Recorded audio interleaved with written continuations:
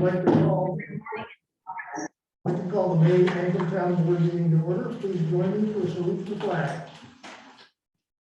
I pledge allegiance to the flag of the United States of America and to the republic for which it stands, one nation, under God, indivisible, with liberty and justice for all.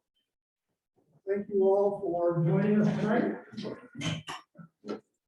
Thank all of you who are participating via Zoom. And Philip, thank you for managing the Zoom process. Anybody on the board have anything that they need to recuse on tonight?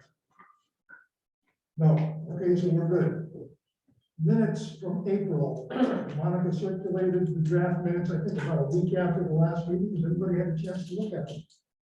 Yes. Can I get a motion to approve them, please? Thank you. Is there a second? All in favor?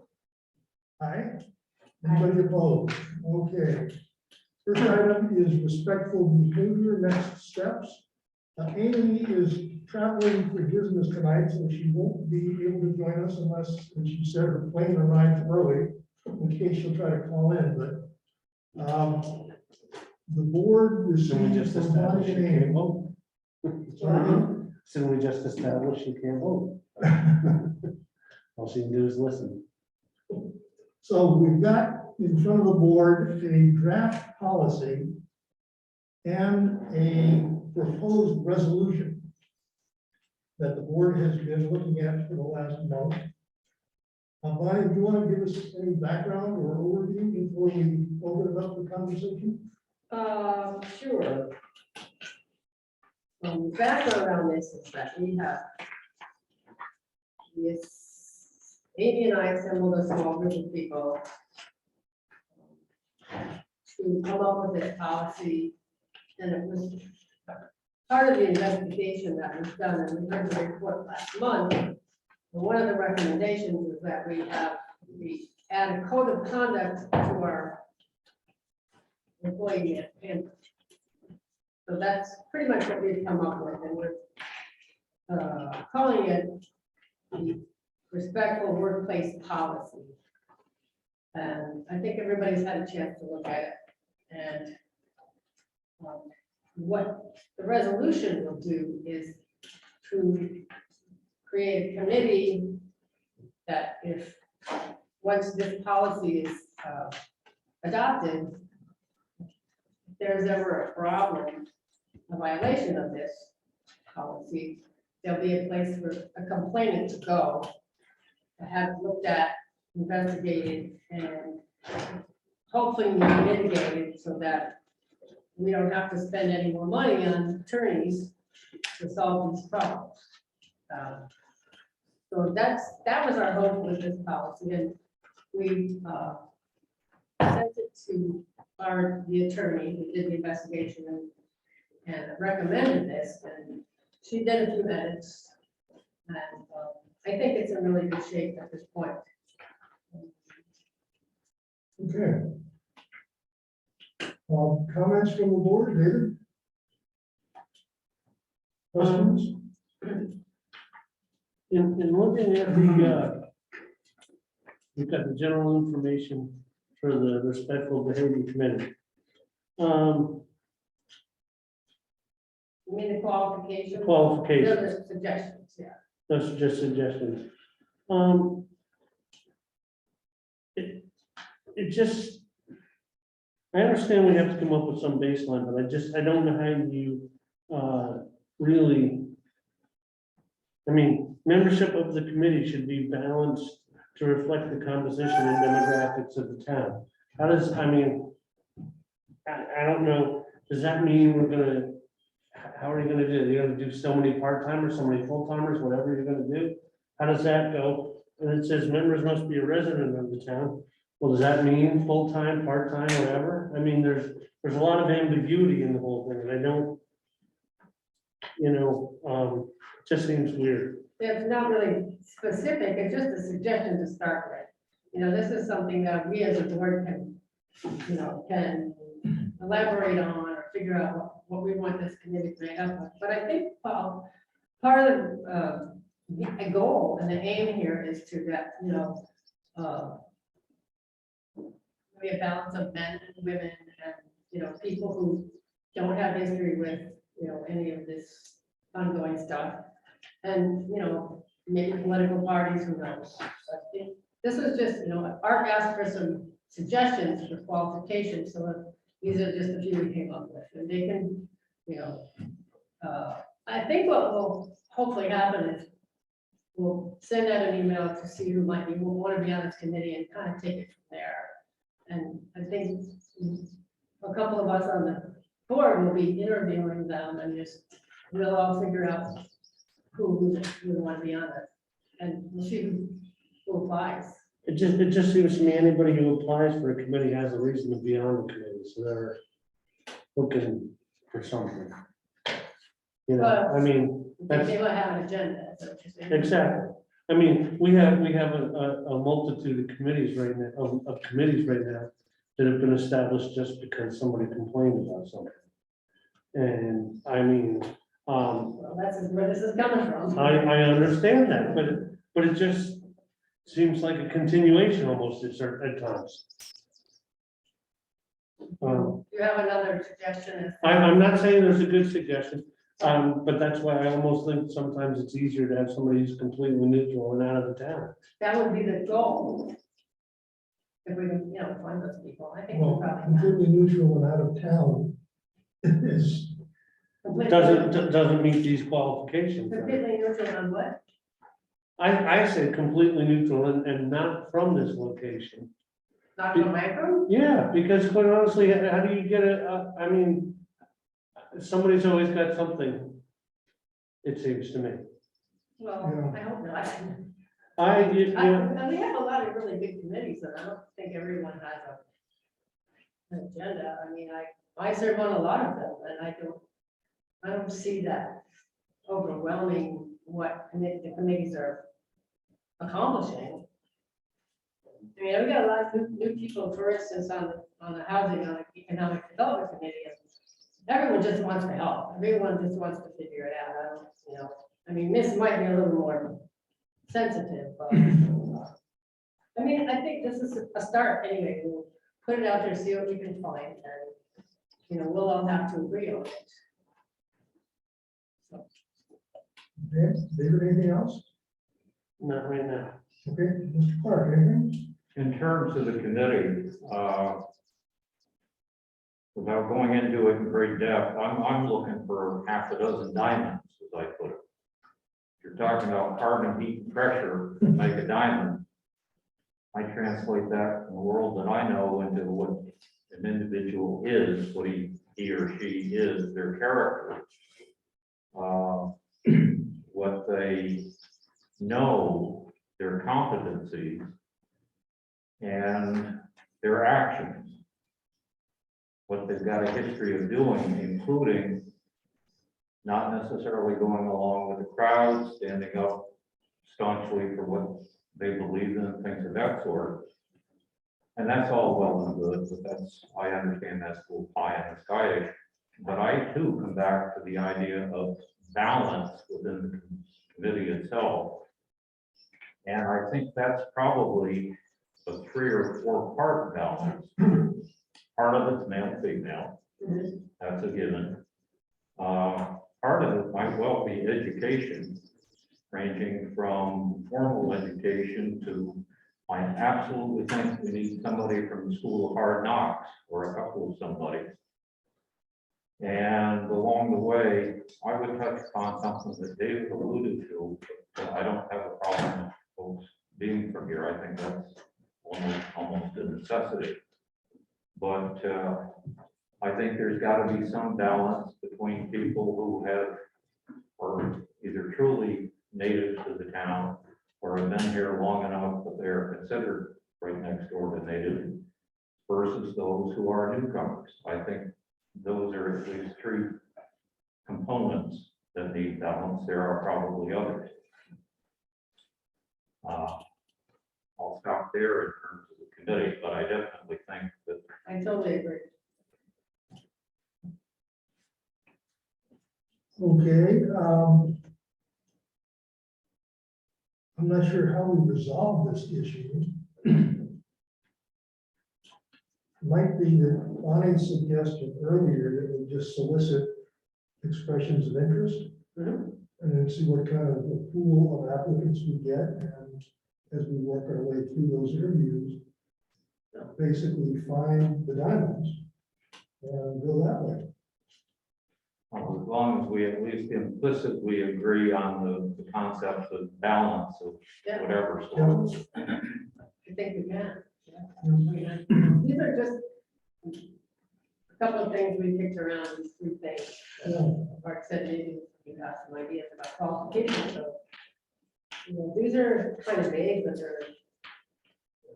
We can, I think we'll know, you know, if people are interested or have an agenda or whatever, I think we'll be able to figure that Yeah, when we start interviewing people, the qualifications might become more clear. Yeah. Because we'll know what we like when we find it. out. Right.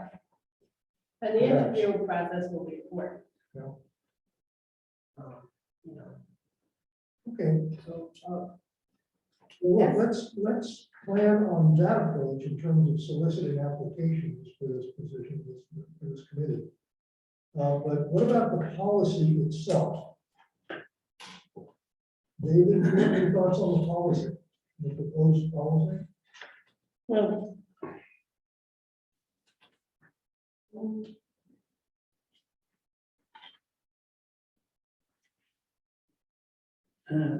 not particularly. I mean, one would hope that everyone would know what respectful behavior is to start with. But number two, it's noted several places we've had in a bunch of our emails that spoke about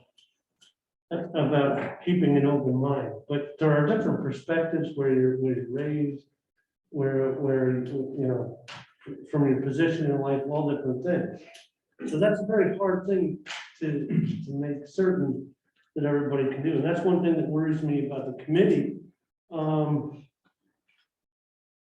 That it's, as I said, it's hard to get the same perspective. I mean, even just us guys, quite honestly, here sitting on our board, I mean, I know I got up at 5 o'clock this morning to get out and go to work. You know, I mean, and that gives me a whole, I mean, I'm kind of tired, I've had a long day, and that gives me a different perspective than everybody, I would think, sitting here, you know, and it's weird. I don't know. We need to be careful how we do things with this, because everybody's, I just don't want us to make a mistake. This is something we can't afford to miss now. no, I was talking with somebody about it today, and like you said, we think people would know what respectful behavior is. But this template was kind of taken from a corporate background, you know, and Amy did a lot of research on different code of conduct.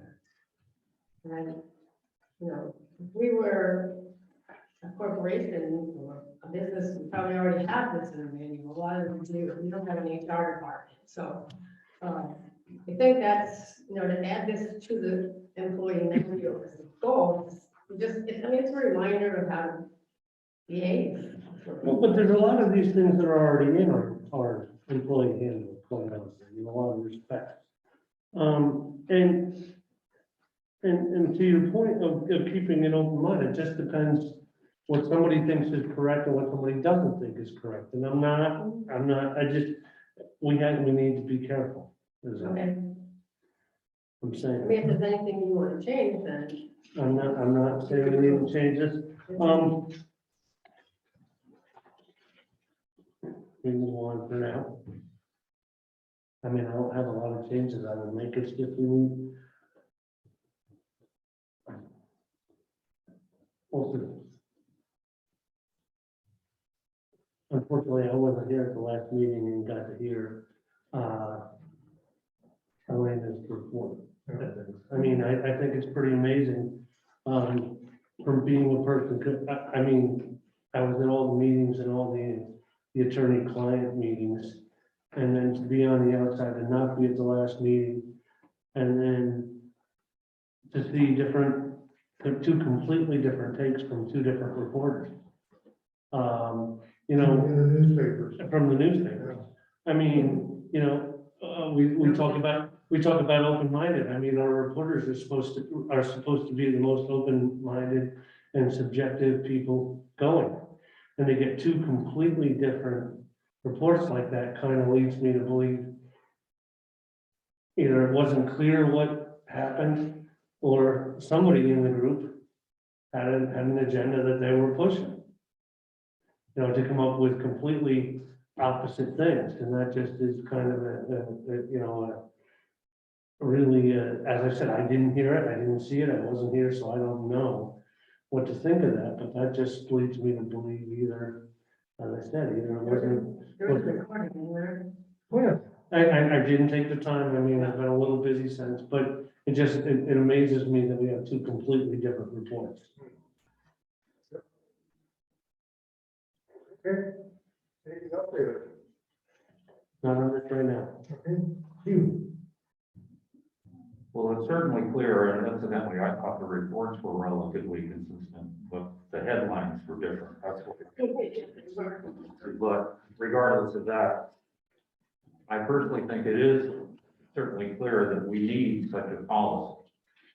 And I endorse the concept of the code of conduct, and I think you've got a fine start here. But I also think that one of the reasons we need a good, well-balanced committee is that I think there are refinements that can definitely could be and should be made to the text as it currently exists in the draft. And I predicate at least part of this on the idea that I trust we can intend for this to be something more than a document that sits on the shelf. That we intend to practice it, we intend to enforce it. And if you're going to be able to enforce it, then any alleged violator needs to have pretty clear-cut rules as to what is and isn't allowed. And as I go through the document, negative is used as an adjective 6 times. Negative behavior 5 times, negative acts 6 times. Nowhere is negative defined. Now you say we all ought to know what it is, and I think we probably do. But when it comes to enforcing something like this, as we know in other realms, the devil is in the details, and one of the details is the definition. It's kind of like the difference between saying that something is violent and saying that it's 55 decibels or 70 decibels or whatever. There are a number of instances, and I'm not going through them, I can provide them later on. But what is non-personal feedback? That's a corporate buzz term. Well, what's it mean in our context? And how can one determine the true desire that someone might have for a resolution that's in the best interest of the town? How do we determine that? These are just things that sound good and they're lofty, but when it comes to translating them into judging somebody's words or tone or action, it gets a little dicey to do. There are other things. Does intent play a role in the evaluation? At one place here, it talks about actions that cause others to feel hurt.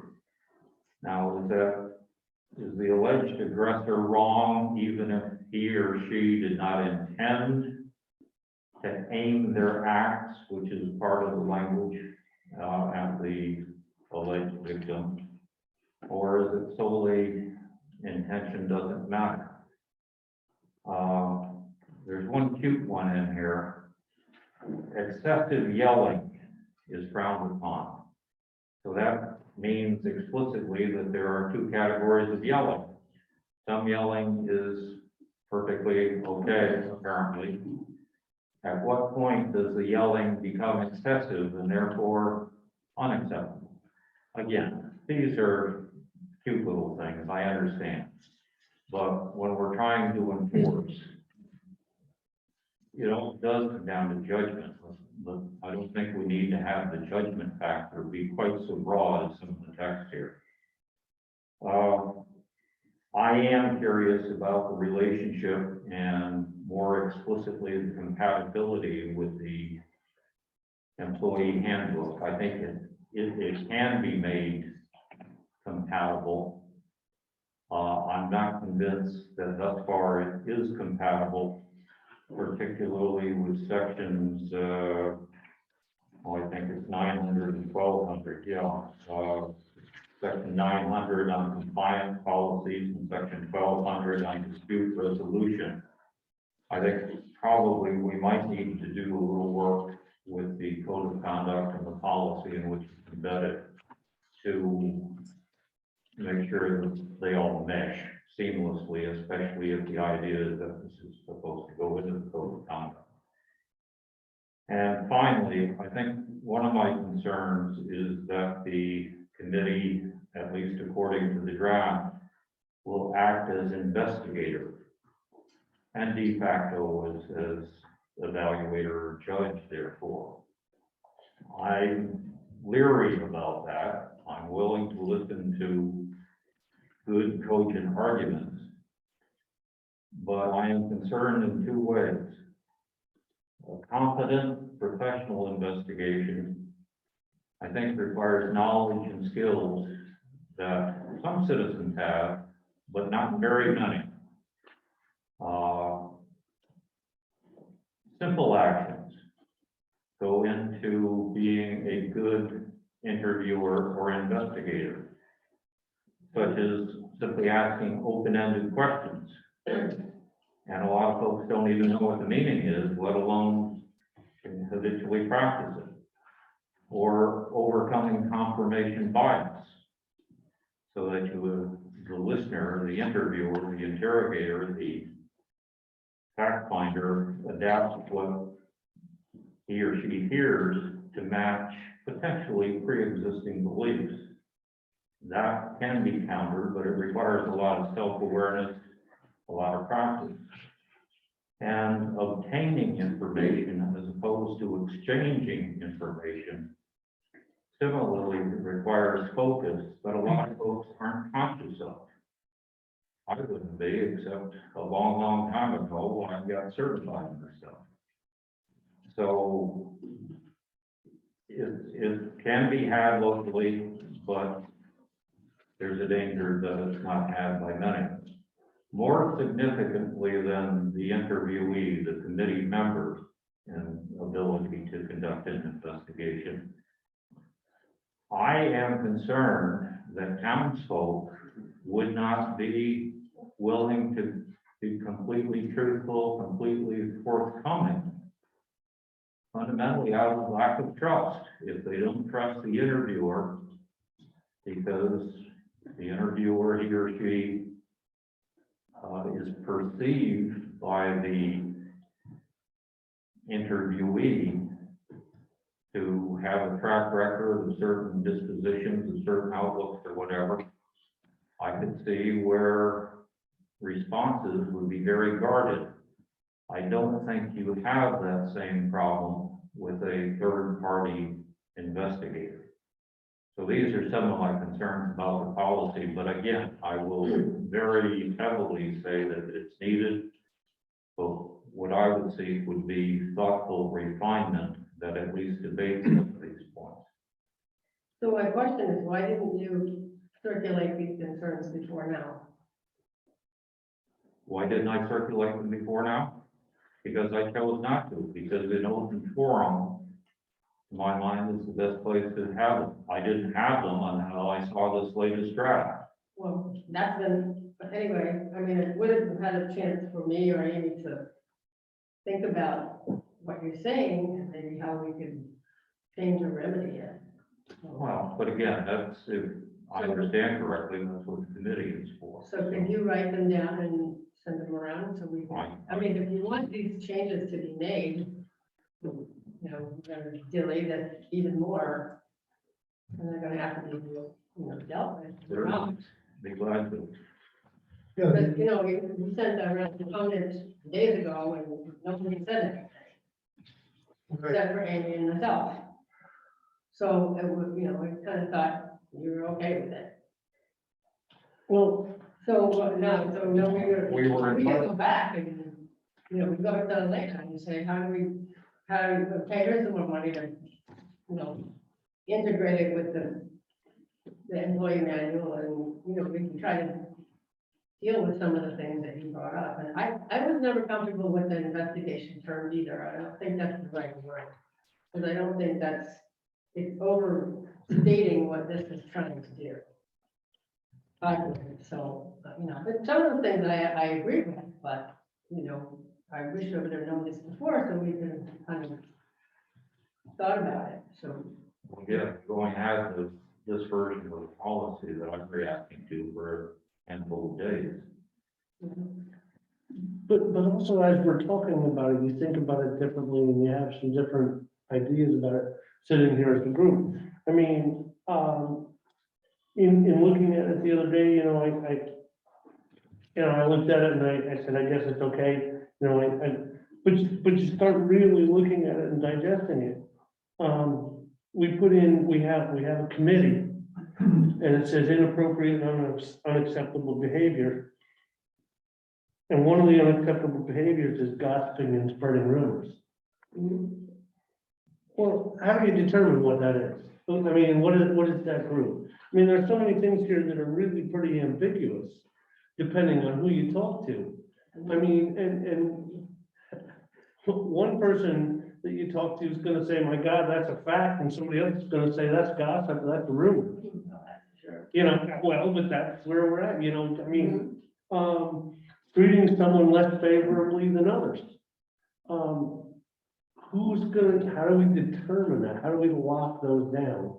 I mean, I understand, and I agree that that shouldn't happen. I'm not saying, but I mean, to determine that and quantify that, I don't, the more you look at it, the more you talk about these things, I mean, I don't know how we, Mhm. Well, again, I'm just, if you think it's too broad, then make some suggestions. You know, what do you want to take out of that, that you don't think that's right, then? Come back and say so, we can go back over it again.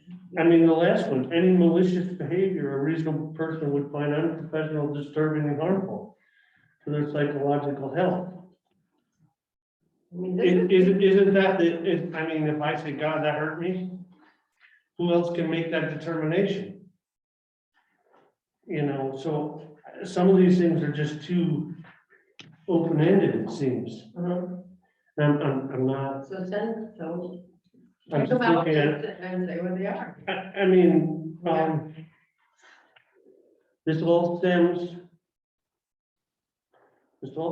from, the letter that Jack read at our January meeting. And there are a lot of Well, things, this stems from bad behavior. You know, there's a problem, and in the end, the report said we have a problem, and these are recommendations. This is just one. you're right, One, many recommendations, and we worked pretty hard on this, so if you don't like it and you want to change it, then come up with some other suggestions. You know, Okay. We're happy to talk about it, that's why we're here. But, you know, just but it stems from the letter that Jack read. And quite honestly, there were a couple things in Jack's letter that breaks these rules. I mean, there were statements, well, okay, all right. no, I don't know, but You're right, Steve Williams was charged with something, you're right. And we did pay X amount of dollars, those were incorrect statements. And this talks about incorrect stuff, let's be serious. If well, we are we're, being serious, I think. okay, you're right, Uh, we're not gonna, I won't, Where do you want to go from here, David? I'm just saying. This is a really hard concept to nail down, and we have to take the time to get it right, No, I agree. so we need to go there. Until then. Could I just interject something? One of the comments I circulated in writing was the idea that perhaps we should form this impartial committee. And let the committee work on the draft policy and take it to another level Yeah, and I think that's a great so idea. that we take it away from the ad hoc committee and you and Amy, Mhm. who have taken it to a point where we can now work on it. Mhm. But let's put it in the hands of this impartial committee that we have very high hopes for, to have them massage it, edit it, consult with town board members individually and others about their ideas, and then give us back a draft of this thing. Because I'm concerned that if we adopt a policy before we appoint a committee, Right. we are basically eliminating the most important thing the committee can contribute. And that, we have an intention that the committee would finish the thought, Yes, come up with the end result, of the procedure to, well, where's it gonna go from here? yeah, You know, what would they recommend to the town board, if anything? And it's my hope that this committee, and I hope they don't have anything to do, because there won't be any bad. That's my hope. But if they do, that it's not gonna involve attorneys that, you know, in my own experience, when I've had issues with people in town, whatever, we sit down and have a meeting and we talk about it and mediate it, and often that fixes the problem. You know, that's the hope, that if the committee has anything to do, you can sit down and mitigate it and work it out without, you know, attorneys or, firing anyone or any of that stuff. You know, all these things you've dealt with personally, that works. it does. I think rather than us imposing that on the committee, I think we need to appoint a committee. Well, it should be And part of it, Can I finish? maybe it's the first part of it, sorry. We appoint the committee and let them make judgments like, we want to be the investigator, or no, we don't, because we don't have the skills. Right. Huge point. We should not be judging whether this committee that we haven't yet identified is going to be capable of investigating. Because they may not have the skills or the interest.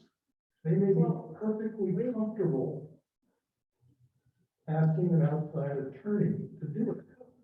If need be, but I mean, it depends on who's on the committee. Well, yeah, And I think that's my point. He was right. That's my point. Until we have a committee, I don't think we have the collective wisdom that we need to make these judgments. What we're dealing with is a proposal that has a lot of validity. But if we want this committee to have teeth and to have a role, I think we need to let them come to the conclusions that we are talking about now, one way or the other. Right. So I would suggest that we move to identify a committee. I The think decision tonight, I think we should adopt a resolution. I don't think we should, and you know that because I circulated notes saying I didn't think we should do that. I think what I suggested in my last note is maybe we could adopt this subject to the committee. But that's a little bit weak, as I've thought about it, because we are taking away from the committee the judgment that we want the committee to bring to the party. If we give them this draft as adopted subject to their approval, we're almost saying to them, here it is, let's get going. I don't want to do that. I want to say, here's the draft produced by an ad hoc committee. By the way, are we going to find out who the ad hoc committee is? What? Are we going to find out who the ad hoc committee is? Oh, yeah, I can tell you that. Yeah, who's it? Me and myself, MC Stockel, C, MC, MC Stockton, Karen Davenport, Jane Fladman, Kyla Richardson, and myself. And eight. There's a question, Mike. sorry? There's a question Yes, from Jane Clausen. yes. And Jane, did I say Jane? Am I audible? Can you hear me?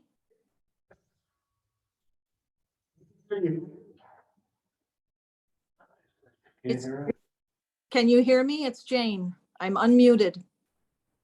You're us. Okay. I just want to say that I agree with Art. I think it is absolutely time to turn this over to a committee.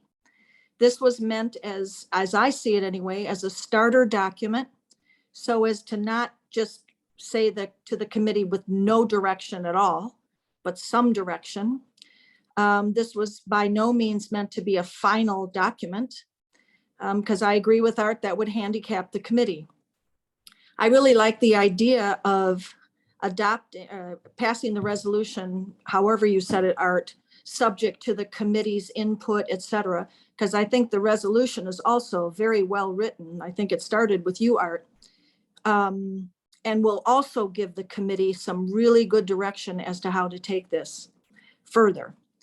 I think, it's critical that the criteria for investigating, judging, evaluating, reporting, et cetera, has to be as clear as it can be, so that any perspective, any background, any makeup of the committee will be looking at the same set of criteria and not bringing an agenda to it, because it's not about the agenda, it's about the criteria that's established.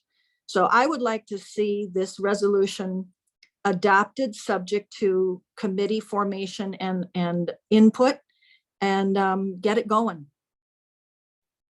Thank you, Jay. Yeah, which is on the resolution 5 on the resolutions page, says the Yanko Town Board creates a 5 to 7 member committee for respectful behavior. He recommends the town board a code of conduct, which I guess is his policy. Recommends the town board process and procedure to report, receive, and investigate complaints. Recommends the town board a process and procedure to report the results of the investigation, and to recommend the town board the content, timing, and audience for a series of training programs. Those 4 things would be the mission of the committee, which basically I think we need to put into place before we go any further with policy or code of conduct. So I'm sort of back to that point, is that that's the important thing to We do. can't form a committee without passing a resolution. Right, but if we pass the resolution, Yeah. but we don't pass a policy, we don't adopt a No, it's policy, fine with that. Yeah. how do you all feel about that? The resolution is well crafted. It creates the committee. It does not populate the committee, and it does not act upon the draft policy, Right. Right. all of which is fine. Mhm. David, how do you feel about that? I think that's a good idea. Where does it state how we're gonna form the committee and who's gonna choose the committee? Because we end up with a lot of committees that the town board never votes on. Well, this one, the town board will have to appoint. I think the procedure will be, we craft a note requesting expressions of interest on the resume and ask people to apply. Town board would review the applications and would schedule interviews, and then we would basically decide who we want to appoint to the committee. So the town board will in fact appoint this committee based on application. Shouldn't that be part of our resolution, that this is how we're gonna do this, or we're gonna establish the committee? Yes, probably should be. If you can put it in there, fine, but I don't think that I don't think it belongs in this resolution per se. The what is to be done, the creation of the committee and what the committee mission is one piece of the action. How we get to the committee is certainly to be determined, but, and it may be piggybacked on this, but I'm curious to see how you will vary with that.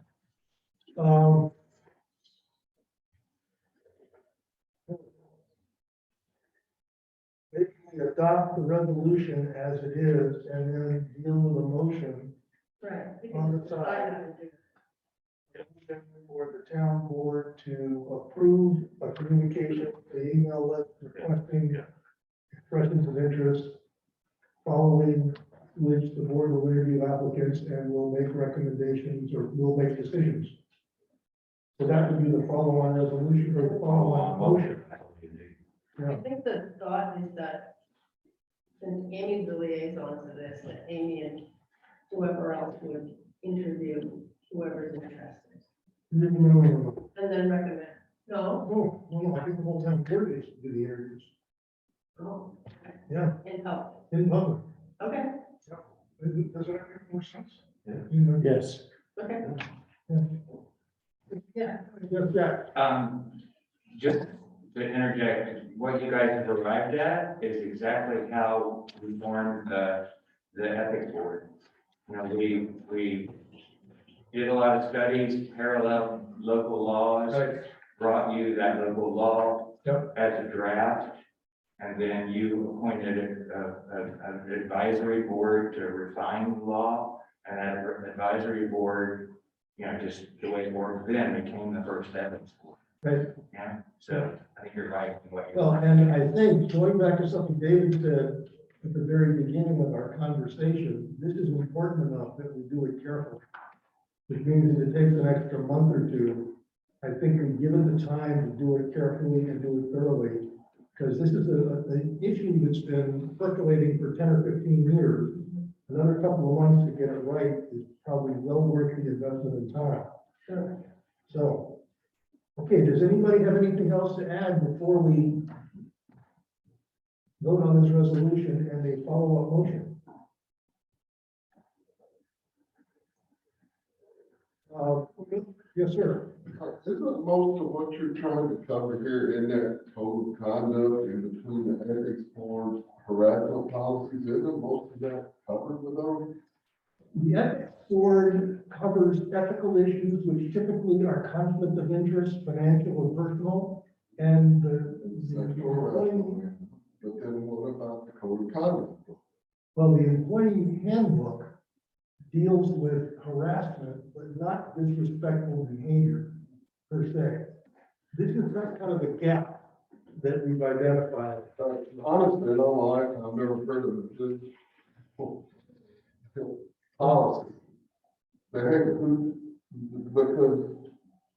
all five of us here will disagree on what that is. Yep.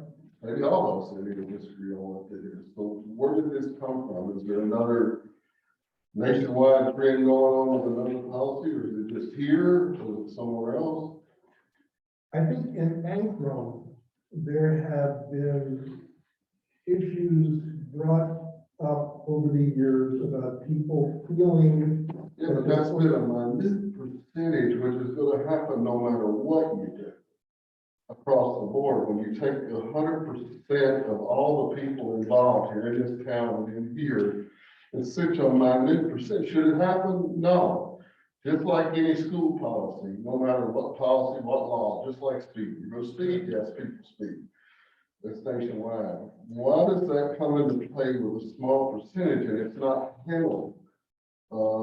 For you, for an outsider, for that each individual little case, because you said 15 years, but I only seen like maybe 10 or 12 where there's been actual something said about it or brought up over all these years. With everybody on the boards here, on the committee, you think the way we make the papers every week is there's thousands of cases. It's unbelievable. To look at the paper, it's disgusting that our town is in the paper. And not saying it wasn't done or it was wrong, but why wasn't it handled in a different way? Okay, I don't have an answer to that. It is what it is, and I think what we're trying to do now is create a framework and a communications vehicle. All this is doing is creating more bureaucratic process when you have stuff that covers this. If there's a major problem, we have people we hire on the outside to handle it. More committee. You found codes of conduct for other towns, right? We do. And lots of people have. Most all corporations, everybody's got them, the middle, Yeah. there, they all have them. Not inventing anything. But there's no true definition between people on this. There isn't. There's no true definition with any of it. As you were stating, how do you define this? Well, okay, I understand what you're saying. I think what we're trying to do now is create a framework that will communicate to everybody that we want people to treat each other with respect and define that as carefully as we can, which is why we don't want to adopt the policy as presented until an impartial group that we select has a chance to go over it and basically edit it to the point where they are comfortable that this makes sense. And I think that's a very good thing for us to try to do. What if we appoint a group and we don't agree on what they've come up with? And we don't have to adopt. Okay, well, I'm just saying because also we still haven't figured out how we're gonna appoint that group tonight. I mean, you want us to vote on the policy, but I think we need to. No, we don't want to vote on the policy. Okay, What I'm saying is we vote on the resolution to appoint a committee, Create. okay, to create the committee, sorry, okay. that will then evolve the policy to the point where they are comfortable with it, present it to us, and we go from there. And the going from there is that we must be comfortable with it as a town board. Correct. And once it's presented to us as the town board, we have final editorial control. So, yeah, that's where we are. I'll make a motion to accept the need for respectful behavior resolution. Okay, thank you. Is there a second? There is. Mr. Clark, thank you. Before we have a roll call vote, does anybody have any further comments or questions? Okay, Monica, roll call vote, please. Councilwoman Smith, Yes. Supervisor Basson. Yes. Councilman Clark, Yes. Councilman Boyce. Yes, Okay, the resolution is adopted. Thank you very much. Now, I would like to present a motion on the procedure by which we will solicit interest in this committee and make a decision on who to appoint to this committee. And that motion is to circulate to the anchor email list a request for applications for the Committee for Respectful Behavior, which applications will be submitted to the town board by, what, 3 weeks from now? Before the next board meeting. So we have a first view of the applicants for the next board meeting, followed by interviews, followed by town board special meeting, probably not a regular meeting, to discuss and decide. How would we interview people? At a regular board meeting, before the meeting, or during the meeting? Well, that's an interesting question. I think, I wonder if this is an executive session. What? Whether this would be an executive session item. It must be, I think Find out to the attorneys. because you might get more people willing to. The discussion is private. We're not, you know, Yeah, I think that's a detail we can work out with the attorneys. What I'd like to do is to present the motion that we will solicit applications via anchor email and review these applications before deciding on interviews and appointments, or it could be a special meeting or something. whatever. Because it might take time. Yes, that's exactly right. Yeah. So does that motion make sense? Close enough. Monica, did you get that? Well, we have the video tape. Right, I have a motion, or, we will circulate the email list, and we should probably put, we're gonna post it in the, we need to post it's it gotta on the be paper, advertised, you can't just do email. on the paper, and it needs to be on the website. Okay. If I hit this right. Okay, Circulate to the email list, papers, and our town of Bancroft website for applications for the committee, the board, for the committee for respectful behavior.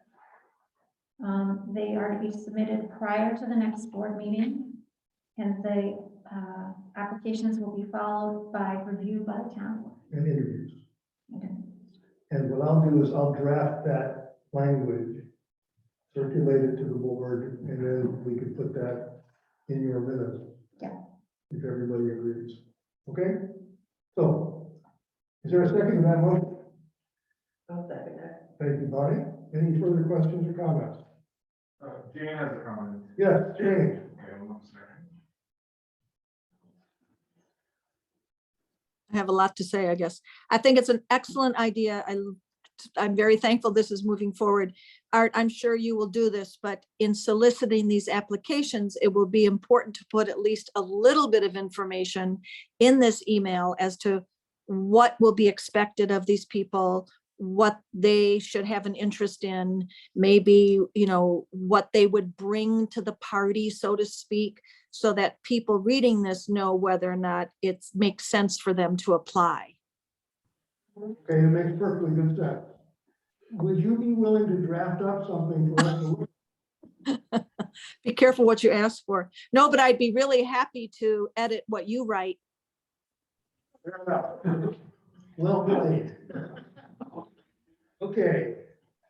So any other questions or comments? If not, let's, You want to do roll call or do you want to just hit the motion? well, the motion, so let's just, all in favor? Anybody opposed? Motion is carried. Okay, thank you very much. Well, Donnie and Amy, thank you. You're welcome. Okay, let's move on. The next item, ankle water issues with James Kennedy. That would be me. So what do you want me? Want me to stand? Want me to sit? Can I sit? Yeah, whatever's From up here, I'll sit here. Okay, thank you everyone for taking the time to listen to what I have to say. I hope that maybe in the next 5 minutes I can move the stylus onto a different groove in regard to the old worn record of water. Actually, to echo Bonnie's sentiments from about 10 minutes ago, it's incredible the amount of support there's been for this, just people generally just wanting to see a difference, make a change to what's happening in the hamlet. So I would like to thank Neighbours Helping Neighbours, the Ancram Planning Group, the Hamlet Planning Group, CAC, SIC, Rural Ancram, in particular the hydrogeologist Thomas Cusack and Paul Rubin, who is another hydrogeologist that I've been consulting with over in, I think he's over in Red Hook.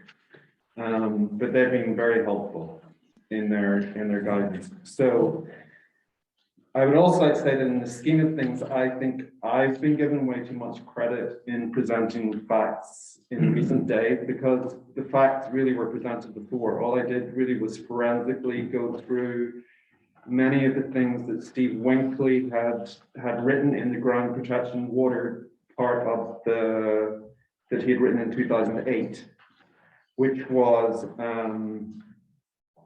so further to that, I've been digging around a little bit more, and I'll present some information on that in a minute. So in my letter to you, as of earlier in the month, I suggested that there were 3 particular areas and 3 tasks that I felt we had to address in regard to water.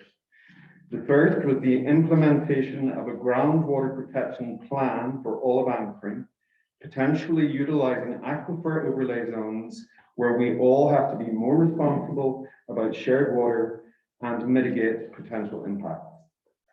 The second point was a detailed survey on the low yielding aquifer in Ancram Hamlet and subsequent guidance on water management.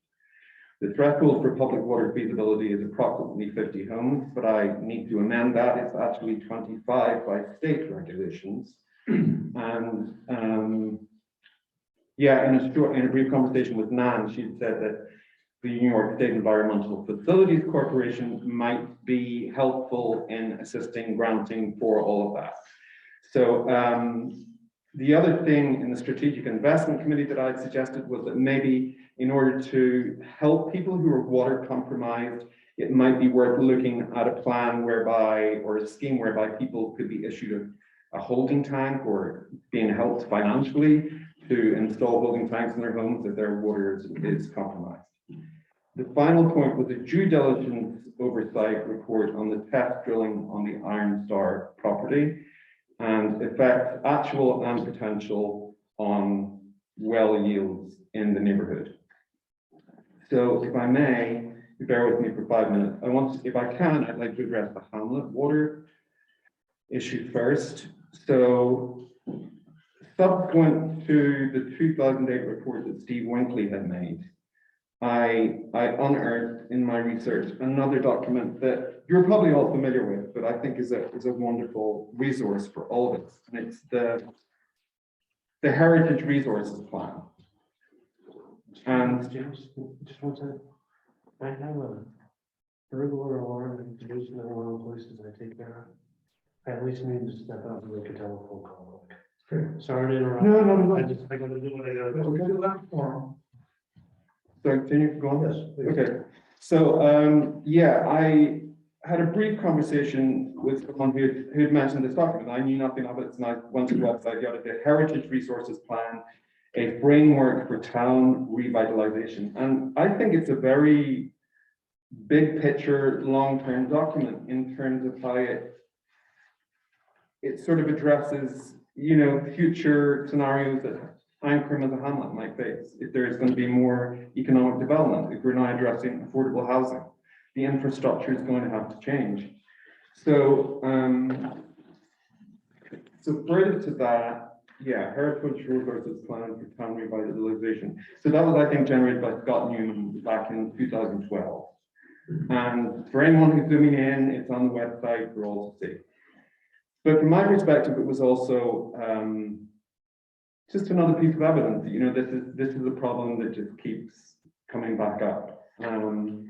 Because I think we can kind of safely say, in my limited 6 years being here, there is so much folklore and hyperbole concerning water.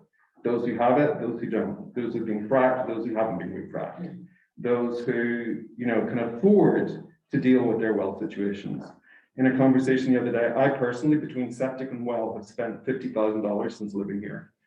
Paul at Ancram Upper House has spent $15,000 refracking wells and dealing with water situation. So we know that it's a problem, but we don't really have any idea of the real data on it. So,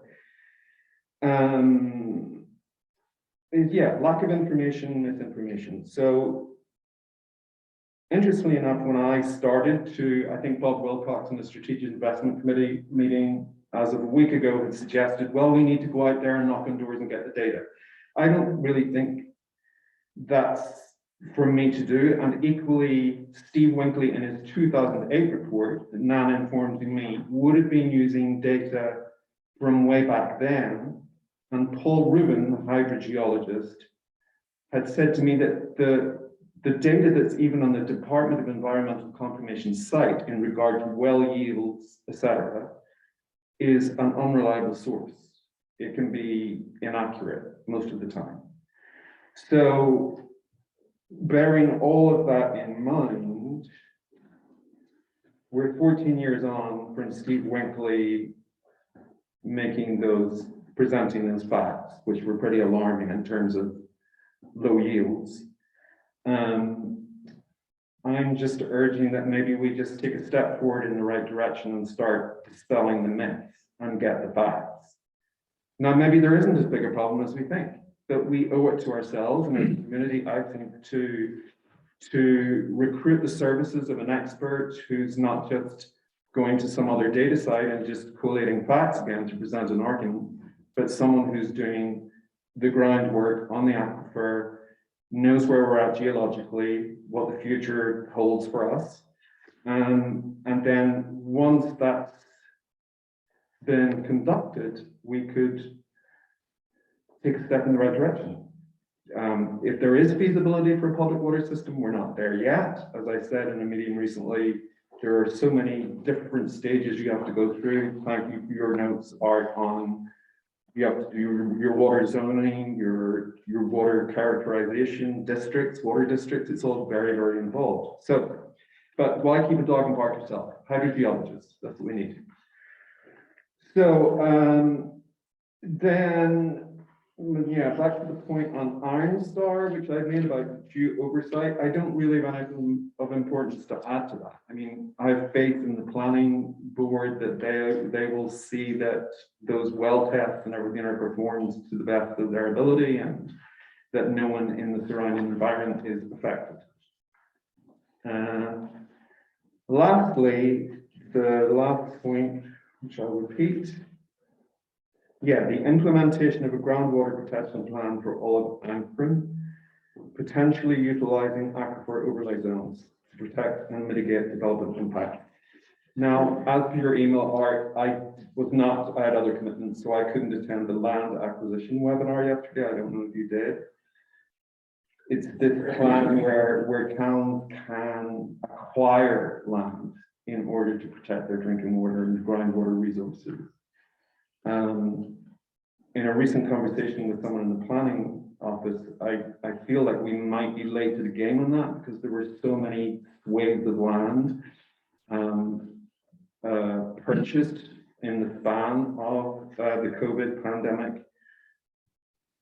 I don't know there's much left to buy, right, in order to protect it, but nonetheless, it doesn't mean that we should sort of acquit ourselves of our responsibility to protect it and make sure that people don't impact it with their development. I mean, 2 headlines in the last 2 weeks of note, which I think are warning signs. New York Times, May 12th. How preservationists are losing the fight against luxury real estate.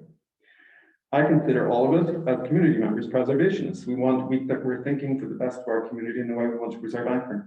So this is in reference to a 95-acre development in Durham, New York, involving 12 luxury homes that has just been fast-tracked, and the community are completely outraged by it. The second headline is Getaway Massive 50-cabin Motel Threatens to Transform Claverack.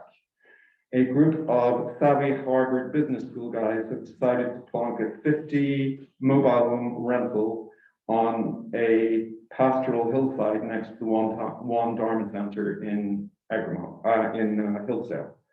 Claverack, sorry. So it's kind of concerned. I think we just have to pay attention to what could happen in the future with people who are purchasing land. And if I may, I'll just end on one note, and it's a quote from the New York Times article in which the preservationist says, too often, we as preservationists get pegged as anti-development, when in fact, our primary role is to moderate change, to consider how we as custodians allow places of historic significance to evolve without the community losing its integrity. That's it. Thank you. Question. Thank you. What has Iron Star done? Anything? Have they done any water? I'm not aware. I don't really know. I'm sort of out of the loop on that. I've been focusing more on the Hamlet situation. I mean, a lot of these, as I've said, I'm gonna sound like a broken record myself, a lot of these issues are overlapping because, as you say, you've got affordable housing, you've got water, you've got all of them play into each other. You can't sort of isolate them all. So those are my thoughts for now. Yep, well, thank you very much for sharing it with us. I think all of us understand and share your concerns. Any questions or comments from the board? You, anything? Well, I think James summarizes things rather well. One key, we keep referring to Steve, and in talks with Nan, as you have done, as I have done. Steve is the starting point, even now. His study was not site specific, as I trust you're aware. And he is probably in the best position to point us toward particular questions to ask, things to examine, potentially by another hydrogeologist. Right. So Steve would be the starting point. Okay. I think Steve, I mean, that I saw an email from Steve saying that he was really, really busy right now, but would be willing to help in guiding such a thing. A question I had for you, Art, was because I think you mentioned that it might be best to have some kind of steering committee on it if it's to move forward. I'd be willing to help with that. Okay, that's very helpful. Yeah, my sense of it is that there's a sequence of events that we have to let it transpire. One is the Iron Star water analysis. Mm-hmm. That is critical because once we've gotten that information, both from Iron Star and from whatever independent study the planning board decides, we will have more information about that aquifer and the potential that that development could have on the Ankrum Hamlet.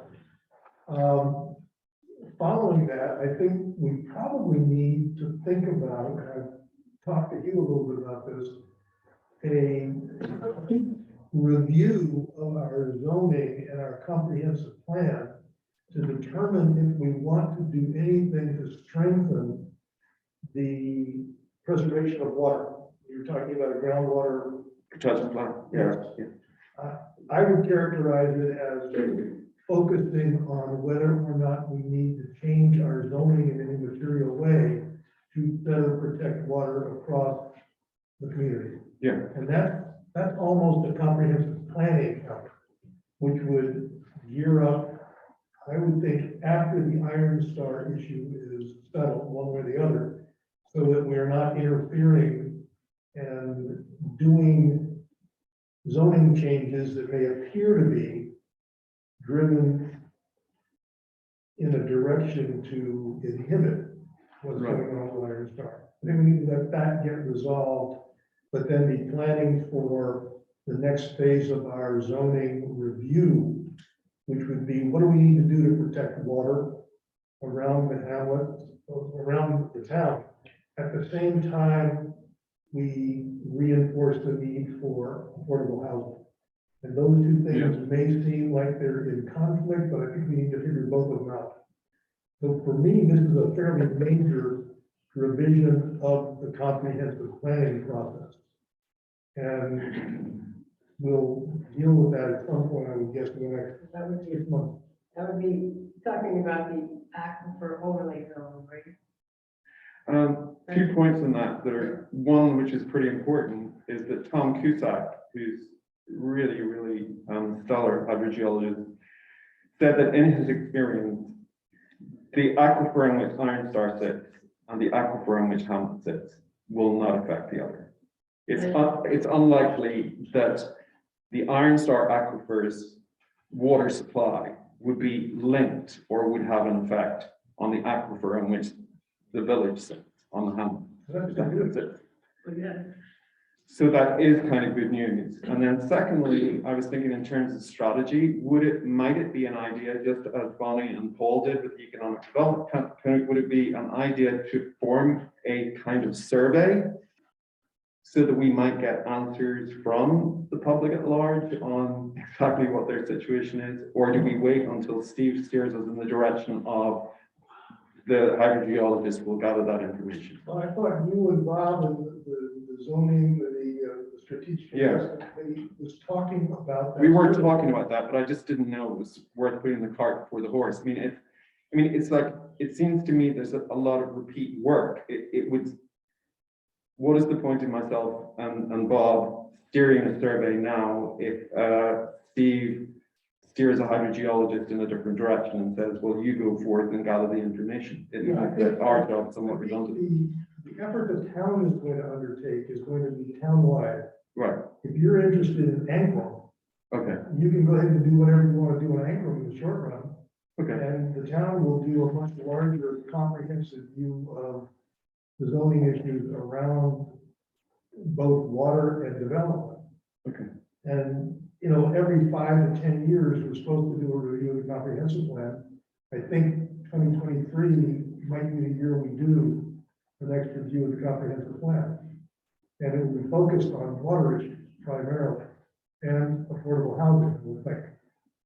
But that's, in my mind, in the future after Iron Star is done.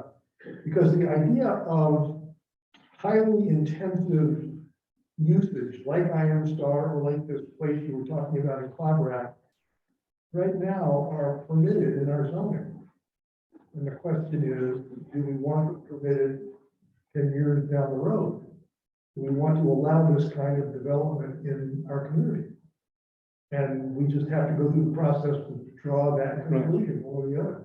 No, I completely understand. I think one of the major concerns with Iron Star particularly is, so if I speak to Tom Cusack and he says to me in statistics, quoting So with rainfall, the acreage that Iron Star has is 60,000 gallons a day. If they're only using 30, then it's no big whoop. But you have two other parcels in that property, and if they are developed in the next 15 to 20 years, there's your 60, 70, 80, 90. So the usage is going to go up on the, so it's laying a protection there where if someone begins to develop, they don't develop further, or so that we've got it covered. This is a major review of our zoning, and that's, I think, the way the town board is going to deal with it. But thank you very much for your. No, thank you. Thank you for listening. Jim, do you have a comment? Just common knowledge, that side of the bridge, always water, most everywhere plenty of it. This side of the bridge, you have to drill deep usually. Yeah. Yeah. Alternate realities. Any other questions for James? Thank you, James. Thank you. Thank you. Okay, Do come on. we need to take any action on these suggestions at this point? No. I don't think so, no. Okay. I think the next major event is going to be the Iron Star water analysis. that they do. That's coming. Yeah, they're going to do some water work, and I'm going to probably do some water work, but the planning board's going to cover that. Okay, I've just got two local laws that I want to bring to the town board's attention that we are going to have public hearings on next meeting. One is local law number 4, which is support for the Aprildale Neighbors Helping Neighbors Food Delivery Program. And local law number 5, which authorizes us to continue to do virtual meetings under the new state law. I'd like to present the first resolution on the resolutions page, which is a resolution authorizing a public hearing to support Anchor Neighbors Helping Neighbors Food Delivery Program. We'll hold a public hearing June 16th, not June 19th. There's a typo there. At the town hall at 6:45. In order to allow the public to comment on our plan to support neighbors. And the next resolution is a public hearing on local law number 5, again, a typo, June 16th, not June 19th, to review the local law for virtual meetings. Both of these local laws are in your package of materials. They were emailed to you, and they're sitting behind the general information for respectful behavior. I just want to make you aware that we're going to be doing these two public hearings. So that's a long-winded way of asking for a motion to adopt resolution number 1, the public hearing on local law number 4. Could I get a motion to approve that resolution, please? Thank you. Is there a second? David, thank you. Any other questions or comments? I think we can do this by acclamation. All in favor? Aye. Anybody opposed? Okay, thank you very much. Same thing on the virtual public meeting law, public hearing on local law number 5. Can I get a motion to adopt this resolution and have a public hearing on local law number 5? Moved in second. All in favor? Anybody opposed? Okay, thank you very much. And now, Neighbors Helping Neighbors ban. As you all will recall, we decided to allocate money from our ARPA fund to purchase a van for Neighbors Helping Neighbors to allow them to continue their food delivery program. This has been one of those projects that has been postponed by supply chain shortages, availability of vehicles. David Boyce and Jack Lindsay have been very diligent in tracking down available vehicles, and we put a bid out, I guess, a month ago, a request for bid. We solicited bids due yesterday, and we got one bid from Keeler up in Albany for a Mercedes van. The bid is $47,000. And the first reaction most people had is, Mercedes, you've got to be kidding. As it turns out, this is pretty much the price of this kind of van. David, can you kind of give us some background on the alternatives? Well, when we first, bid the van, when I first started getting prices on the van, I was talking to Sourcewell, which is a, company that you can bid commercial vehicles and it's an easier way to do it. And they basically work through the whole country. Last time I did one for the fire company, we actually got a pickup truck from out of California, and that's how they find the better prices. I checked into the van, at that point, we had talked about a Dodge van, which is virtually identical to the Mercedes van. And we had a price rate, it was between 40 and 41,000, but that was in September of 2021. And they said that the vehicle would not be available for order until at least, that was September of 2020. And would not be available for order until sometime in the spring of 2021. And we've been going on and just vehicles have not been available and not been available, and Dodge still is does not have their vehicles available. And quite honestly, Jack was talking and we just have moved on from that because we had to. After we opened the bid, yesterday, I actually talked to a couple of people from Dodge just to see, and they based on what has happened in the last couple of years and because of cost increases and everything else, and just the way inflation is right now, they say the price that we got originally in September of 2020 would be close to exactly the same as the bid we got. And the reality of it is, looking at what inflation is and everything and stuff like that, I've talked to different contractors in the area. I've been shocked, different ones that I see driving Mercedes vans right now and seeing them. And they're a very good quality van. They have good history for maintenance, and I think it's something that we need to go forward with. I think, quite honestly, looking at our economy right now, there's going to be more people rather than less that need assistance this fall and this winter. Yeah, there's a lot of talk about food prices going sky high and Well, not gonna be pretty. between food prices and what it costs to heat a house, Yeah. people are going to be choosing between heating their house and feeding themselves. I think we need to do everything we can to support that. Their effort was to do a good job. Okay, thank you. Jack, any comments from you? No, just thank everybody. Dave and I were talking, Ford's trying to get people to bid. We had one person call getting information about the bidding process, who was going to put in a bid for us on a Ford. And then they called back and said, Ford just said they're not taking orders for the next year and not either. So, I had the same reaction that all of you all did about like yikes and Mercedes, charity with the Mercedes, what's that look like? But it seems to be our only option. Yeah. So. Yes, yeah. It's really not. I have friends in the business that do the Mercedes vans, and I have about every brand there is except a Mercedes, because every time I go, I need one because I stagger the vehicles over years. So they're not all the same. You have to get what you can get. And at the time, they didn't have it. So I basically got Chevy, GM, Dodge, I have the whole mix. But the Mercedes, they really like them. Actually, one of the contractors in Taconic went one of them several years ago. They really like them. And I'll probably end up on myself. Good. Okay, thank you for that. I think the food pantry is one of the greatest things we have here in Akron. I agree. Help a lot of people. Good, thank you. On the bid, the only part of the bid that is incomplete is this thing where Monica pointed out to me today, all bids must be accompanied by a letter of non-committal.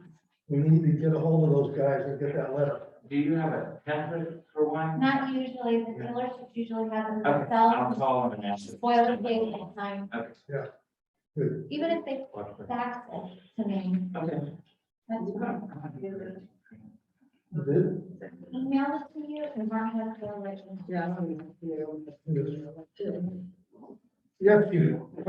Jack, I recall seeing the last day or so, something about a screen Yeah, something, I don't know, 2,000 or 3,000. If you're successful in getting that deleted as you intended, that'll knock it back down. It will knock it back down. The one thing that I think they didn't include in the estimate was something that everybody's been telling us we should get, is the extended factory warranty, which gets it from 3 years to 5 years, roadside assistance, all that stuff, and it's $900 at the point of purchase. So that would be an add-on, but there are a few things that in the initial spec we got from them to determine a price weren't, on the list, that in the bid were on the list.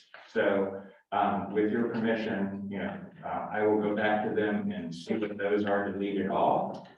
And come up with the final price that, yeah, okay. I gotta tell you, I don't think I would eliminate that.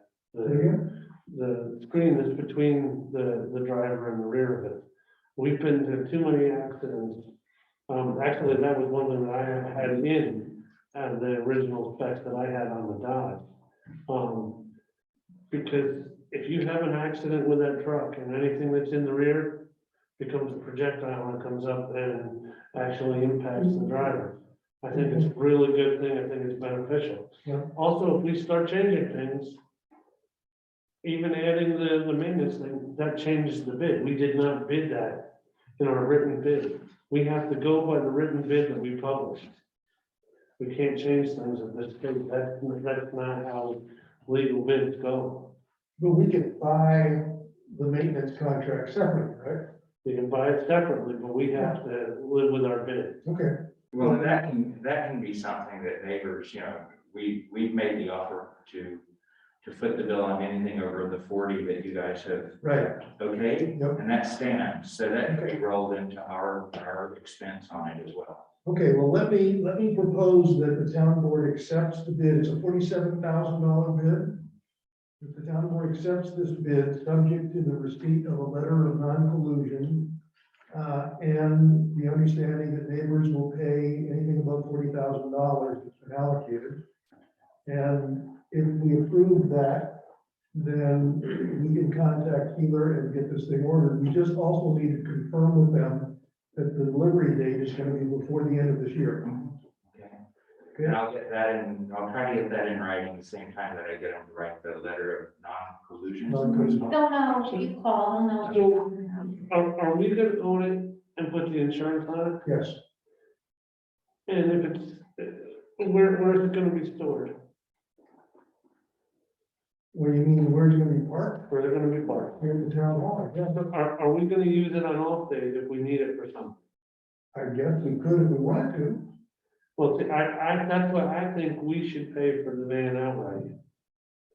Because quite honestly, if we're gonna use it, say, if the camp needs a van for something on a day that they plan to use it on Mondays. Right. So if we need to use it other times, if we need to use it to get people in training somewhere or do something with it, I think it causes a problem if we've allowed them to put money into it. David, just a reminder, it's not, it won't have a back bench, passenger seat. I understand that, but they may need it to go pick up something. Okay. You know, Jack has said that they don't want an ownership share. We're not giving them an ownership. no, I share. understand. I just think it's a cleaner issue, but that's okay. Yeah, I think neighbors plans to make a donation to the town for the difference, Okay. which is fine. And then, the town can reciprocate in some other way. I mean, it's, You're paying for the driver. You done it. so I guess the motion I'd like to make is that we accept the bid from Keeler for the van at $47,250, 250. subject to the letter of non-collusion and to the understanding that neighbors will cover all costs above $20,000, with the further understanding that you might negotiate a better price. So that's the motion. Anybody have any questions about that motion? We don't have a motion or resolution. Motion. Second round. Second? Any questions or comments? All in favor? Aye. Anybody opposed? Okay, thank you very much, Jack. Thank you. We can get it, Yeah. Okay, number 6, climate smart projects. We have new inverters installed in the back here. They are really very handsome inverters. And they don't buzz, they don't make a lot of noise. James, can you open that door there so everybody can take a peek? You're not looking at my inverter. Come on.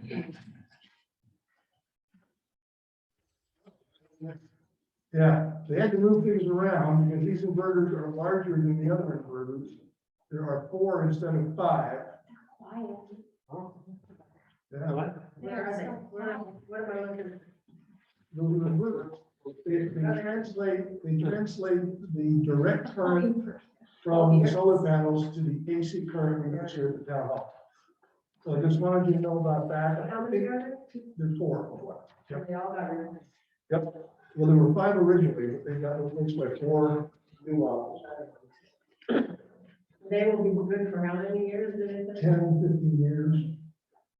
And what I've been told is that we put new solar panels in, the inverters apparently now are on the backs of the new solar panels. So we don't have this kind of setup. So that's kind of an interesting wrinkle. Yeah. Down the road. Yep. Okay, moving right along. So they're only gonna last 8 years because our panels are already 12 years old. The HVAC working. So far, so good. No complaints. I'm not on it, but I'm not, my office isn't on Oh, it. you're on, you go, yeah. So, but I haven't heard any complaints from down, once we figured out The zone. not well, The thermostat. thermostat. Oh, That was a little bit of a challenge, but. Okay, kids camp and pool, Ruth has advised me they've got about 30 applications in for camp. And Jen Boyce has advised me that she's hired her 6th lifeguard, that's good. And the work is continuing on installing the handicap chair. And the work is going to start on making the bathrooms handicap accessible. The only wrinkle right now is water safety instructor. We still don't have one guaranteed, but we're keeping our fingers crossed that maybe Johanna can do it from a distance. But we will figure that out. Water safety instructor, yeah. You need to have one of those for the kids camp to basically use the pool. I noticed they poured the cement for the chair. Yep. Is that right? It should have been installed by the way. Really? The chair itself. Yeah. Yeah, good. All right, just one quick thing. We started stockpiling the ingredients for the free breakfast and lunch. Good. And I will need within like the next week or so to start bringing some of the things over here to store.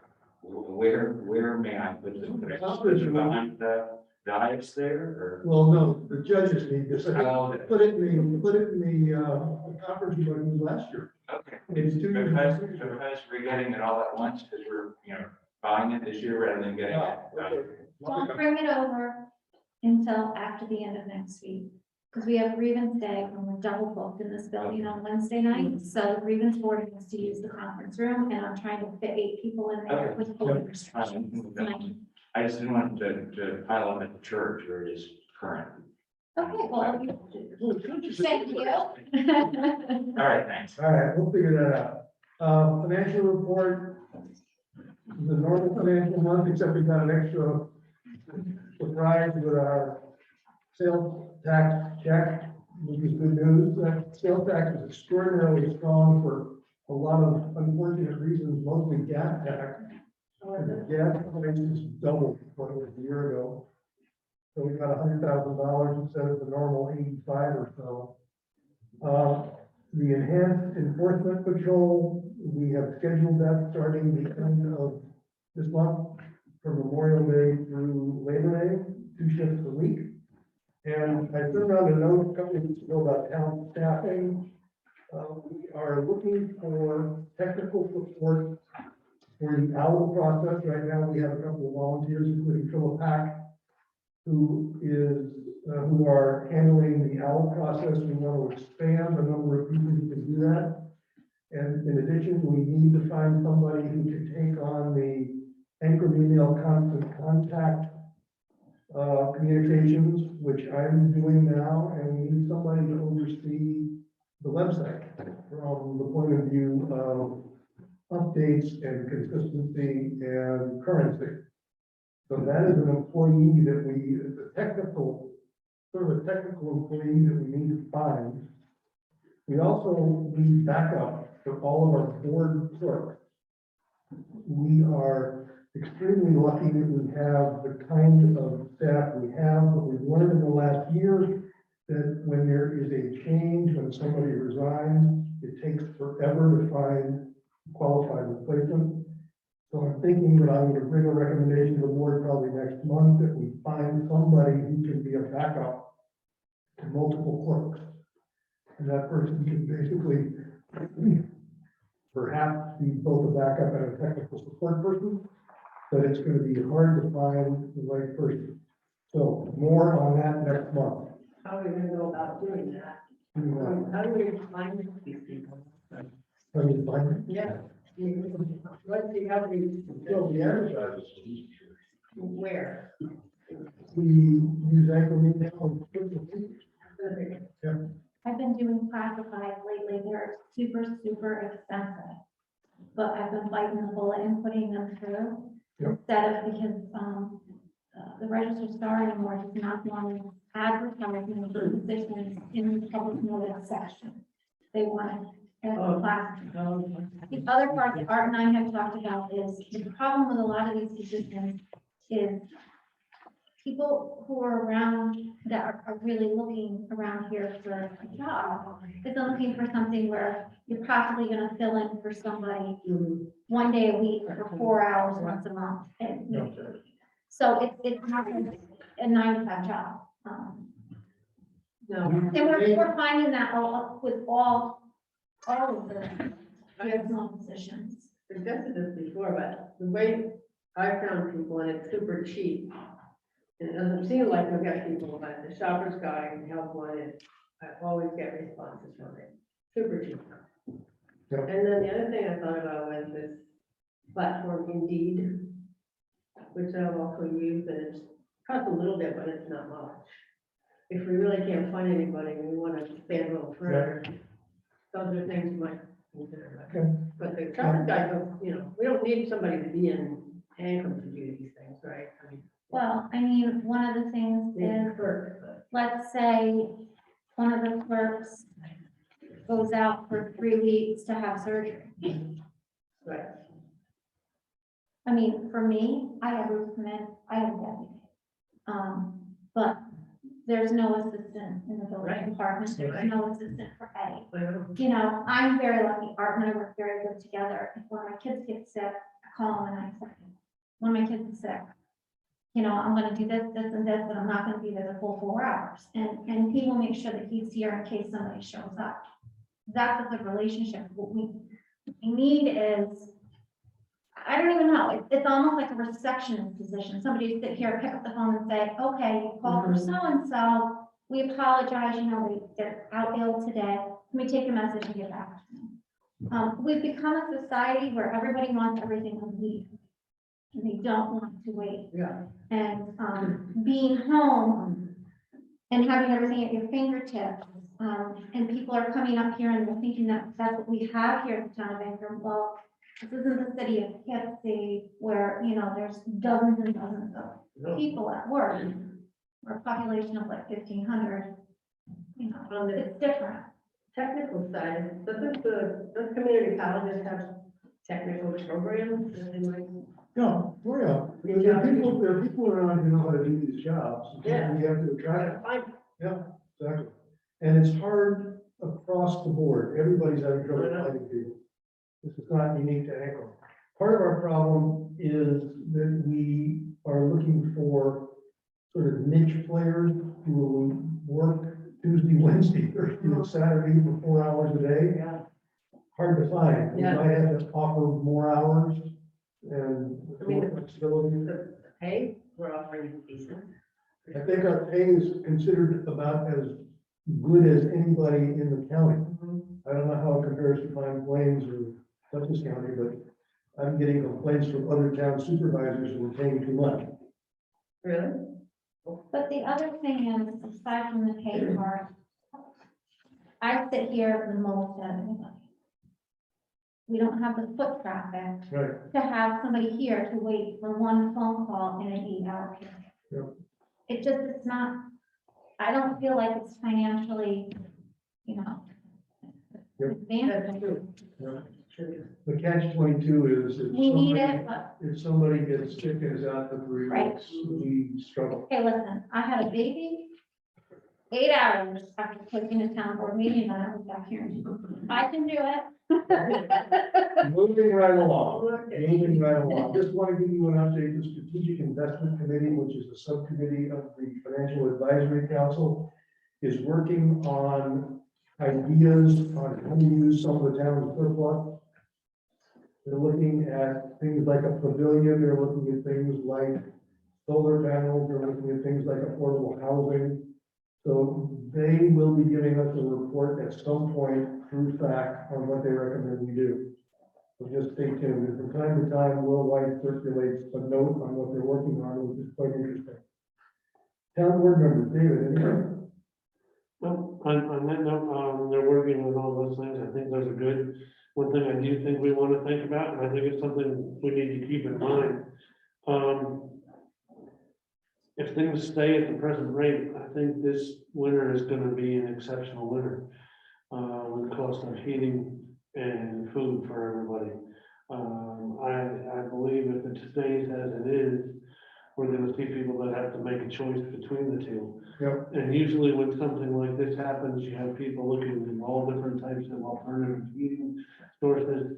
You get them using chimneys and wood stoves that have been out of service for quite a while, and we end up with a lot of fires and different things. So we may want to be planning to help out some people with some heat assistance or something like that. At least our residents who are, set on a fixed income. I think that's, a good one. We're talking about ways to use the surplus money. Well, those are really good ways. Yeah. We're talking, I mean, I'm all for solar panels, I'm all for doing things to help our environment, but we talked about the cost of the ones on this roof. And it's not really fiscally viable to get a return on that kind of stuff yet. There's not been. Yeah, I think the aggregate cost of $150,000 made it a non-viable investment, but because of the grants we got, cost the town $30,000 back in 2010, 2011, and we've saved $25,000 in the last 10, 12 years. So that was economically viable, but if we hadn't gotten $125,000 from New York State, it wouldn't have made any sense financially. You're right, but we still haven't even paid back the money that we put. So it is what it is. If we could help out some people that are having a hard time in the winter, that's a better way to do it than, but I agree. that's just my opinion. Okay, thank you. Anything else? Nope, I'll leave it alone for Thank now. you. I have a request. Originally, I was going to say the building department, but it may be more specifically the planning board secretary. Could we get a list of STRs that have permits to date, their addresses and their expiration of the SUP? I've had several requests for simply having that information in the public domain. Would be really handy for the fire district or the fire, would be really handy for the fire company to have that information too. Because we've got a couple places that we keep going for alarm activations and calls. And they're obviously short-term rentals. These people, as I said, they have no clue where they are, they turn the alarm on or off. Have you asked Jay for that information? No, it's just, I'm getting the one there to go with. Yeah. That's all I Put it in here. simply as a request of the board. Anything else? Right. Okay, well, apart from the ad hoc group, which is now finished, I think, and we're focusing on the affordable housing issues. We're kind of picking up some momentum now. On the 9th of May, we had two separate meetings. Amy and Dave Hall and I met with the Tri-Town group with Hillsdale and Company. And a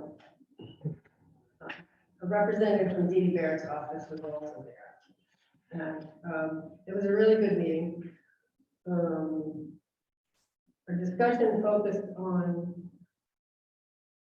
the scaled housing efforts that the three towns are talking about. And we kind of come to the conclusion that if each town, we work together, I mean, only one town has a water and septic, so sort of separate, but grouping together, maybe like developing 4 to 6 unit rentals, kind of where we come to, in a feasible way.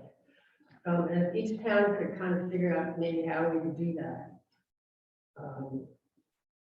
Hopefully we could maybe move something forward.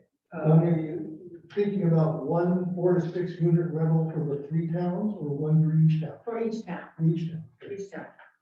That's kind of what we talked about, and Gunnar Warden, who's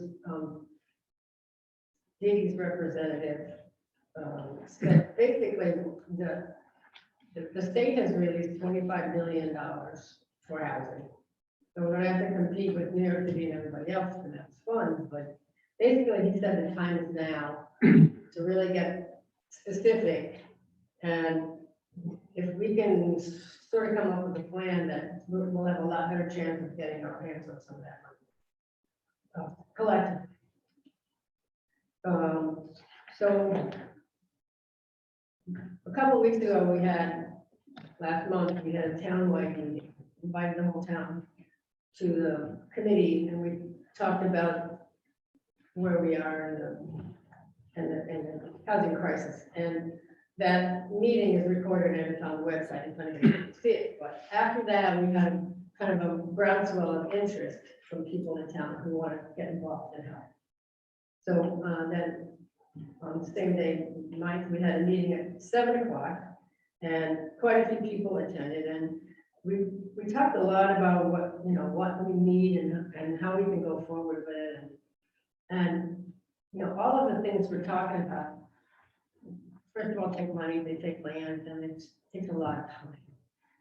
So some people have other ideas about how we can do something more quickly, and rather than find funding to build it, it's going to take probably a couple of years. But there were a lot of ideas thrown out, and some really good ones. And I think from there, we can maybe a lot of people just, sort of have their assignments on what to bring back to the next meeting, which will happen next week. One of them was she's gonna explore the developers, and there's a few developers that I know about that do affordable housing. And what I found out from that meeting was, my question was, I never really quite understood it. If we were to build something, who manages it and how does it become affordable and stay affordable? And pretty much the developers that I've become aware of through the Barrett's office, they do it.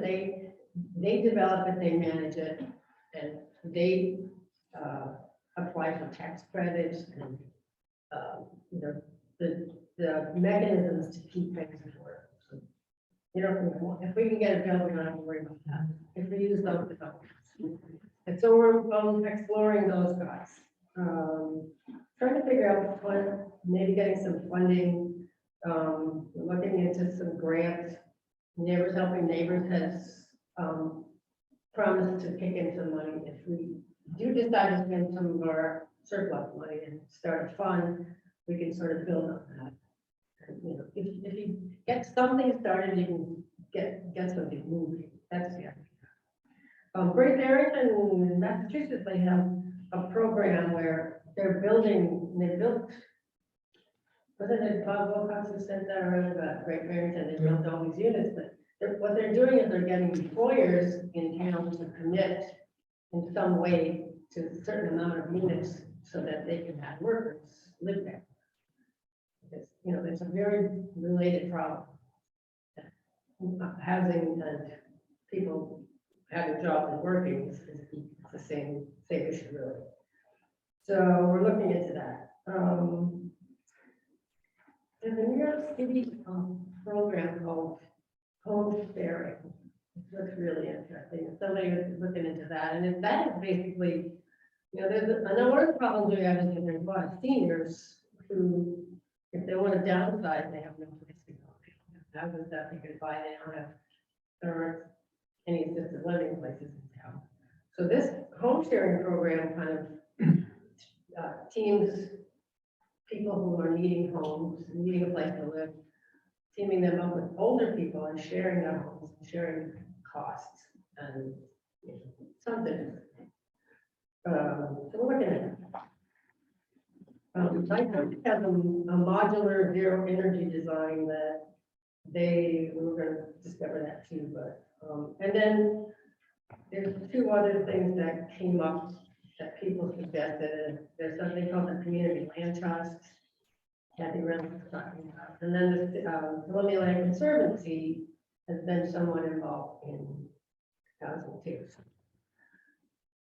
We're going to put all that information together and see what happens in the next meeting. But I feel like there's finally some real interest and a lot of different you know, skills that people are bringing to the committee that I don't have, and that, you know, we can really use it together. But and Dee Dee Barrett's office has promised to help us see how we can access some of that money. And there's also a lot of it's not available yet, but money through the infrastructure bill.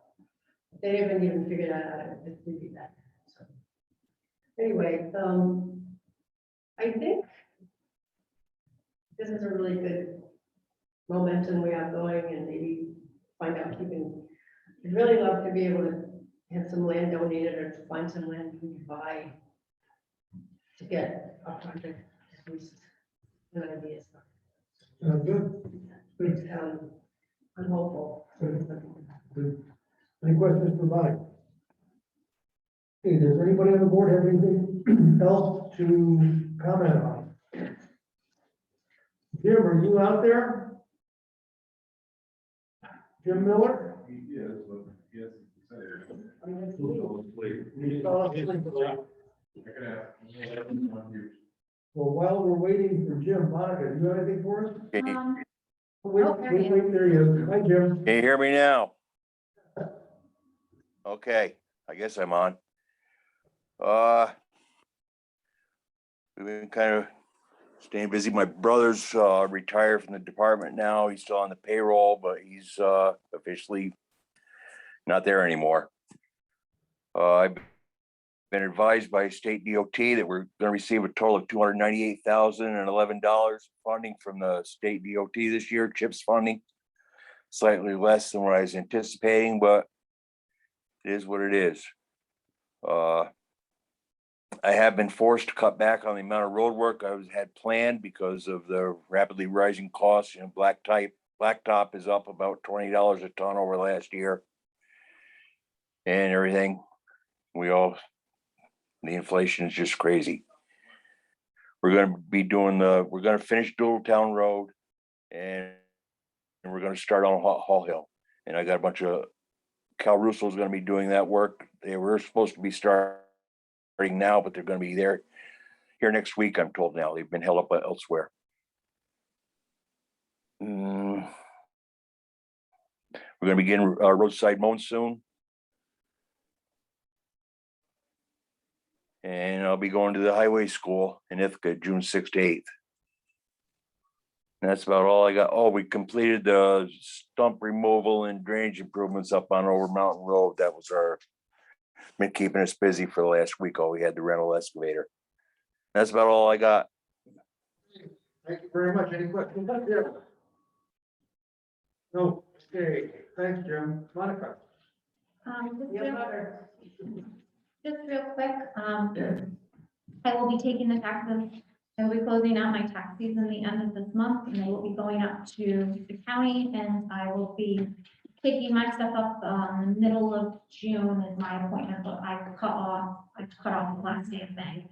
So far, I feel like it was a good year. I had 92% rate, which for me, usually I'm around 90, 91, 92%. So I'm equal to what I've done in other years. I still have 267,000 odd remaining that would probably go up to the county. I'll get a few more in, fast and furious the last few days of May. And then I attended my conference at the end of April. Of the, I think they said 933 towns in the state of New York, we had approximately 330 clerks from New York in attendance. We had our business meeting. I brought some stuff back for you guys to look at. I took a class on FOIL, opens meetings law, retirement reporting, the many duties of town clerks, hot topics for town clerks, municipal ethics. We had a great seminar done by the state police that was entitled From Disgruntled Resident to Active Shooter. It was scary and fascinating all at the same time. I have some thoughts of a few things that, you know, in the next few months, maybe we can look at. Just, we're a very small town, but as we can see on the news, anything can happen anywhere. And we ended with a seminar from a gentleman that taught us how to make our office a welcoming place to come to. I hope I already make our office a welcoming place to come to, but it was great. I had a good time. It's nice to get together with other clerks, talk to them. We had, I think, my association, my local association, we had one of the largest groups there. I think we had 18 or 19 in attendance. So it's nice to get together and hear new information and shoot things off of each other and have that camaraderie. Have you ordered your door yet? I have not heard back from Bob yet, but according to my husband who works in woodworking, it's taken a long time to get orders. They're still backed up with kitchens and baths from people moving up here during COVID. So it's, Okay, thank you, Monica. Any questions for Monica? Are there really that many checks lost in the mail? yeah, it's crazy. It is, I mean, I've never had. it is so frustrating. It is a different phone call. Well, we've tried that. Yeah. I think it's the sheer volume of what we send out. You figure I send out 1,200 tax bills. When we do the rebound, there's gonna be 1,200 properties going out. When we send out our checks, we probably send out 75 or more a month for billing. And, you know, sometimes they make it, sometimes they come back, sometimes they just disappear. Okay, thank you very much. Any other questions for Monica? All right, moving right along. I've got budget adjustment proposal here. We have an attorney's adjustment of 7,000, the radar signs are 6,700, and propane prices for 1,100. So I appreciate a motion to approve the budget adjustments. Thank you, David. Second, all in favor? Anybody opposed? Thank you very much. And now I would like a motion to approve the warrants and pay the bills. Second. Is that a motion? Oh, I think it's. You made the motion, you made the second. All in favor? Aye. Okay, thank you very much. Anybody opposed? Nope. Everybody just, thank you. A couple of resolutions that we have not dealt with. One is an appointment to the Conservation Advisory Council. CAC has requested that we appoint Dave Lawrence to the Conservation Advisory Council. He is a PhD in resource geography by Oregon State University, retired environmental consultant, experience in wetlands and wildlife ecology, large-scale biological surveys. CAC is very excited that Jay is interested in participating. Can I get a motion to approve that resolution, please? Thank you. Second, all in favor?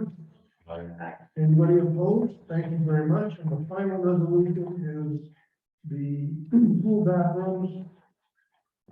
Resolve the school director is authorized to arrange for the bathrooms, the town pool to be handicap accessible at a cost not to exceed $5,000.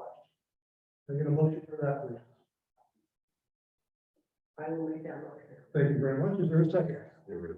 Thank you very much. All in favor? Aye. Aye. Anybody opposed? Okay. Are there any public comments? Or are there any members of the public still on Zoom? There are, but there are. Nobody's got it. Okay. Next town board meeting is June 16th, not the 19th. That's another typo. We'll be doing public hearings at 6:45 and 6:55 and the board meeting at 7. Anybody have anything else before we adjourn? Don't think so. Move to adjourn. Is there a second? Second. All in favor? We are adjourned. Thank you very much. Gentlemen, thank you for joining us.